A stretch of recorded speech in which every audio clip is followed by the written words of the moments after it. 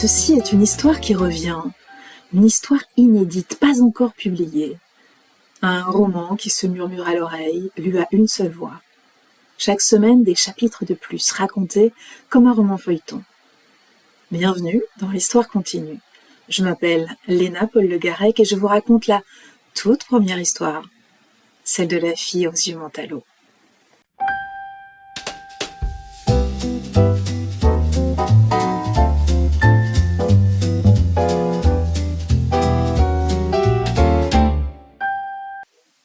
Chapitre 8. Les spectres des temps révolus réservent parfois des présents inattendus.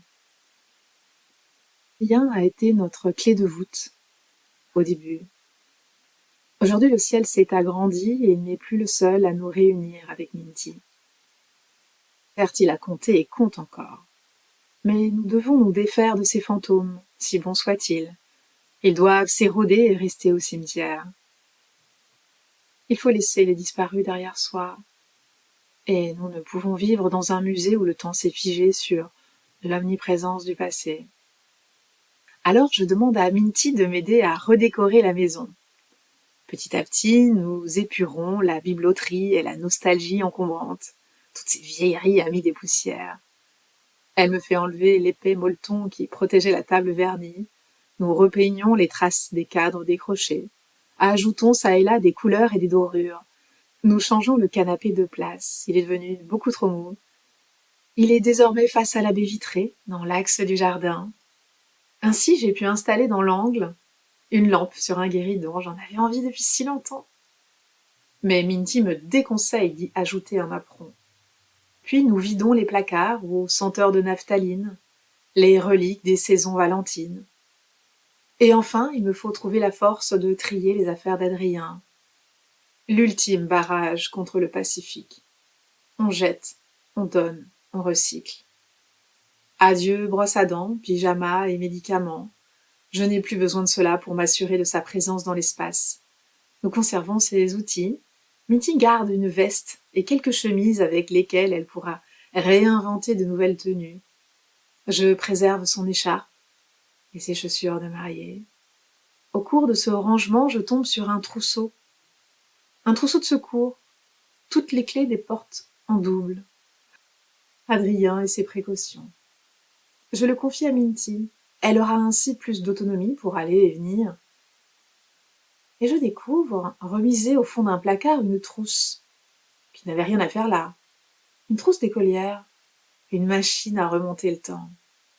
À l'intérieur, pas de crayon, mais de petits bouts de papier, une écriture fine et bleue, des boulettes de mots d'amour récoltés au long des années lycée.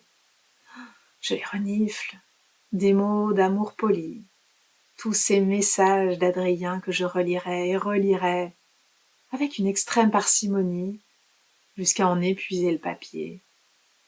Cette trousse est désormais conservée dans ma table de chevet. Il n'y a que les enveloppes, factures et autres lettres administratives que nous n'avons pas réussi à trier. Elles s'amoncellent encore, c'est au-dessus de nos envies. Nous nous contentons de les ranger dans de grandes boîtes à gâteaux en fer. Au moins, elles sont hors de notre vue. Et puisqu'il paraît, enfin, c'est ce que certains prétendent, que si ça ne se voit pas, ça n'existe pas.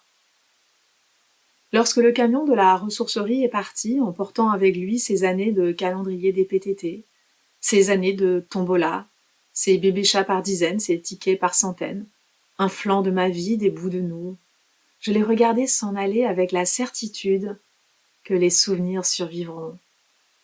Mais sans savoir encore que cette place laissée vacante serait pour mon moi futur une belle occasion. Pour la première fois, nous nous rendons ensemble au cimetière, pas chacune de notre côté, mais toutes les deux ensemble au grand jour, y déposer des fleurs du jardin que nous avons cueillies. Je suis certaine qu'Adrien les reconnaîtra, ses roses tendres et ses hortensias bleues. J'ai un sentiment étrange, d'émotion entrelacée. Je ne sais pas si je suis joyeuse, nerveuse ou totalement bouleversée. Mais nous sommes réunis, tous les trois réunis. Et dans cette situation suspendue, ce moment en apesanteur il n'y a rien acheté. Rien d'autre ne compte que cet instant. Je crois que le mot bénédiction me vient à l'esprit. Alors je me penche vers la pierre et murmure: merci Adrien pour ce cadeau le plus insoupçonné.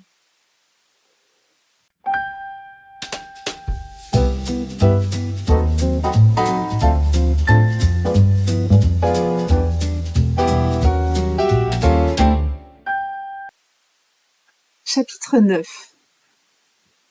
Je commence à apprivoiser la routine et le calme. Mais je me demande si ma vie ici est bien réaliste, si je ne m'échappe pas à moi-même. Combien de temps est-ce que je vais tenir, recluse dans cette petite maison? Pas dans la prairie, mais presque. Loin du bruit et grouillement des rues. La cambrousse me fait peur. C'est pas pour moi, elle m'étrique les rêves, elle me coince dans le présent. Il ne faudrait pas que je tombe dans son piège et me fasse happer par le bled. L'inertie du patelin. Là où c'est tous les jours un peu la même chose. La banalité sans relief. Je sais ce que je dois à Anna. Aussi je reste. Je reste dans le sillage de la normalité, le réconfort du cliché. Pour le moment. Lorsque j'ai des fourmis aux pieds et la bougeotte dans la tête, je vais dégourdir mes guiboles. Je pars à travers champs. Je me promène le long des sentiers, sans mention sur les cartes, de lieu-dit en lieu-dit, même si ils ne me parlent pas beaucoup. Ils se ressemblent et ne mènent nulle part. Enfin si, ils finissent tous par conduire à des arbres vieillards qui mesurent le temps. Je ne croise personne, à part des herbes aux nuances de verdure, tantôt folles, tantôt mauvaises, des herbes à la tête dure, et des animaux qui s'ennuyotent derrière des clôtures. Je marche encore.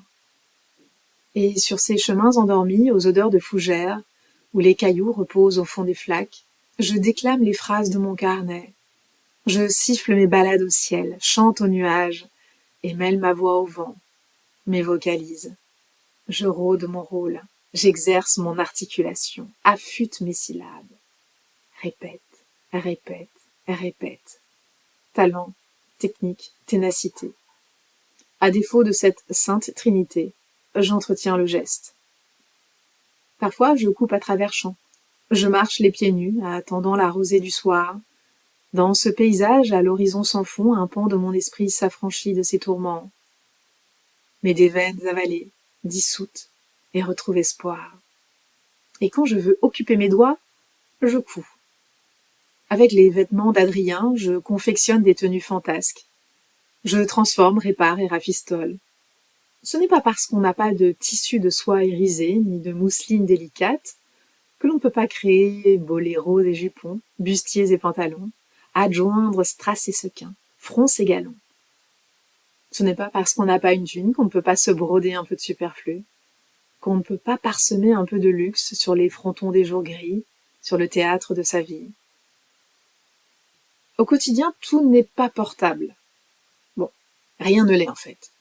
Mais comme le disait Marilyn Monroe, il vaut mieux être totalement ridicule que totalement ennuyeux.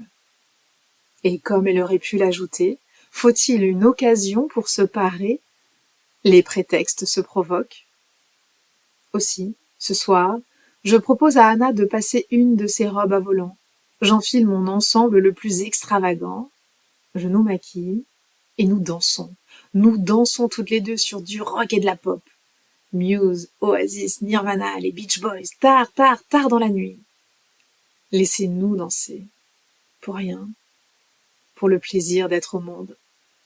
Jusqu'à ce que les pulsations de la musique cognent dans nos cages thoraciques et fassent résonner les murs. Je me saisis des mains d'Anna, les pose sur mon ventre. Tu sens comme ça vibre? Laissez-nous danser. Souvent me revient cette supposition. Et si Adrien n'était pas allé à la gendarmerie, s'il n'avait pas déposé plainte, serait-il là, avec nous?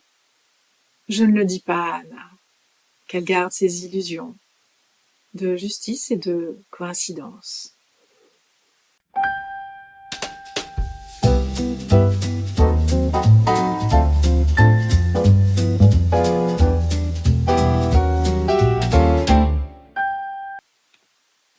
Chapitre 10.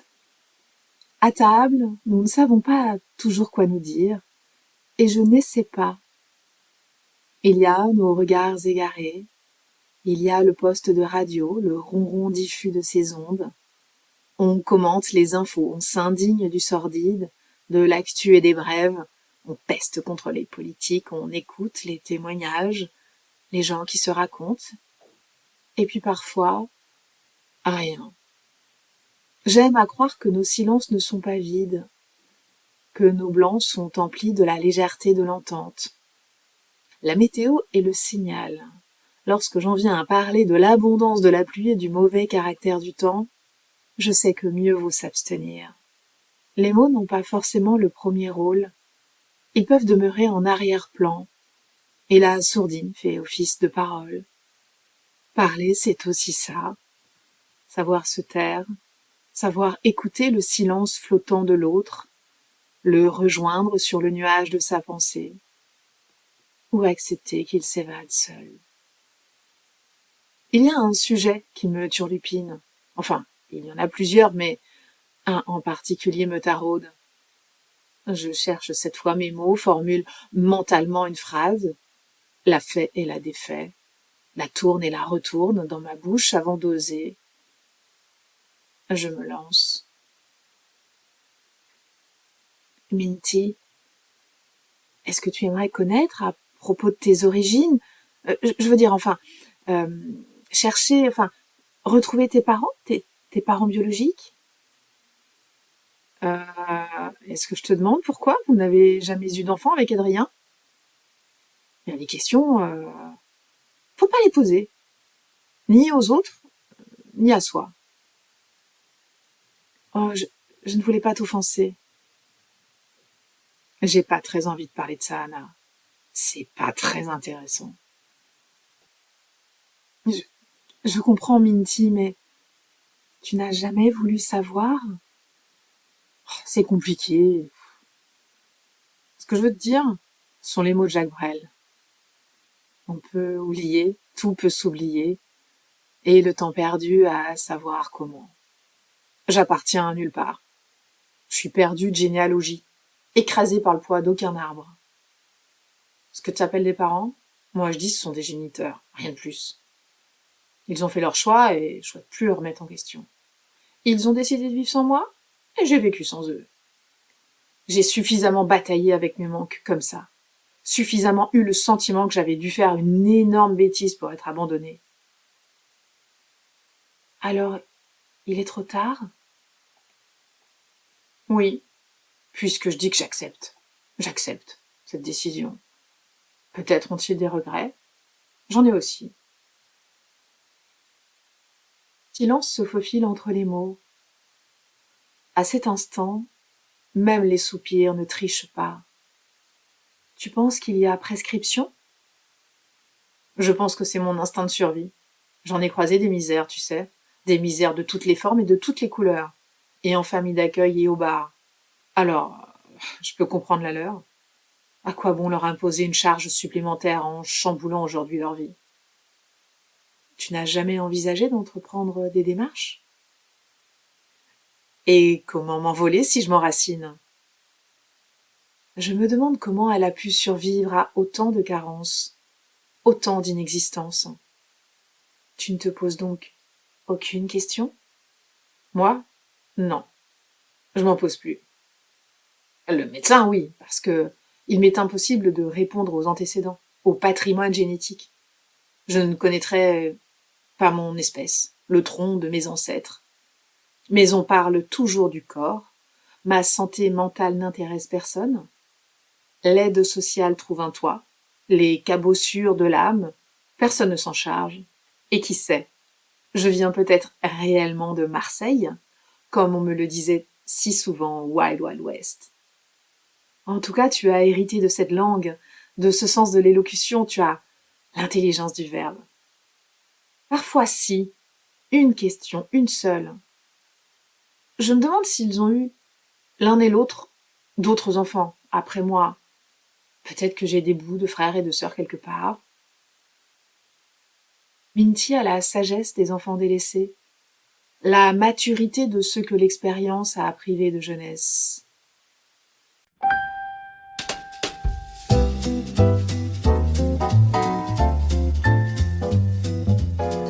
Et l'histoire continue. Alors retrouvons-nous ici pour le prochain épisode. La suite vous attend. Et moi aussi.